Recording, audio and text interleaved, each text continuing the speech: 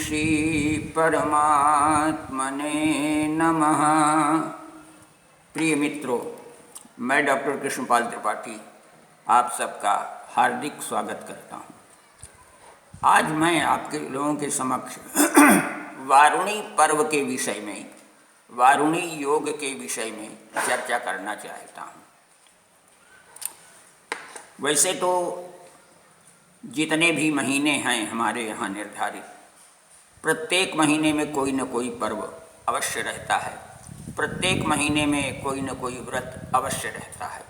कुछ ऐसे महीने हैं जो विशेष पवित्र माने जाते हैं, जैसे वैशाख, मार्गशीर्ष, माघ इत्यादि। उन दृष्टियों से चैत्र का महीना कुछ कम अच्छा माना जाता है, लेकिन ये अजीब सा संयोग है कि चैत्र मास में कुछ ऐसे व्रत और पर्व हैं जो अन्य मासों के व्रतों और पर्वों से कहीं ज़्यादा अच्छे हैं, जैसे नवरात्रि इत्यादि है।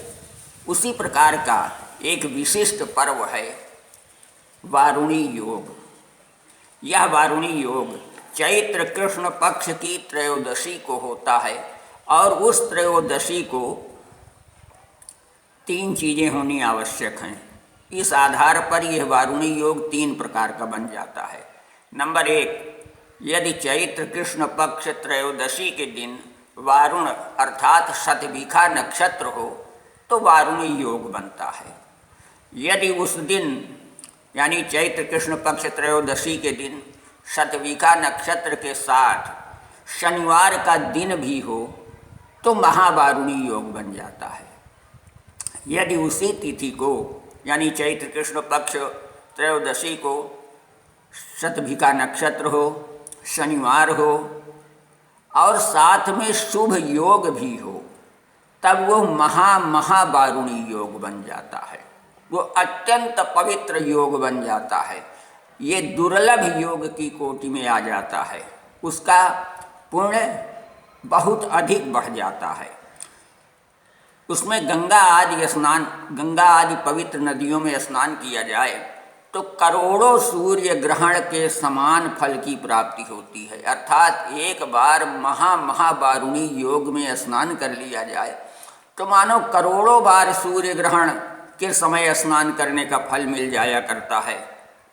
यदि उस वारुणी योग में काशी में गंगा और वरुणा नदी के संगम पर स्नान कर लिया जाए तो असीम पुण्य की प्राप्ति होती है।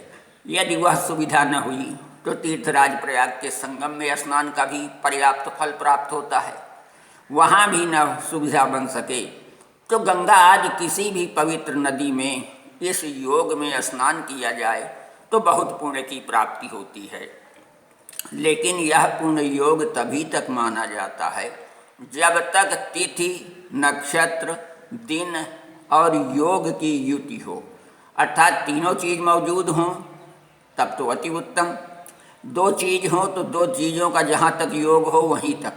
ऐसा नहीं है कि प्रातःकाल थोड़ी देर के लिए शतभिखा हुआ उसके बाद शनिवार या शुभ योग हो, तो कि नहीं, जब तक शतभिखा नक्षत्र हो तब तक वारुणी योग, जब तक शतभिखा और शनिवार हो महावारुणी योग, जब तक शतभिखा, शनिवार और शुभ योग हो तब तक महावारुणी योग माना जाता है। इस दिन स्नान दान का विशेष महत्व है, इसलिए भरसक कोशिश करनी चाहिए। यदि ऐसा सुयोग जीवन में प्राप्त हो जाए तो उस सुयोग का लाभ अवश्य उठाना चाहिए। आज इतना ही, अगली कड़ी में पुनः मिलेंगे। तब तक के लिए धन्यवाद, नमस्कार।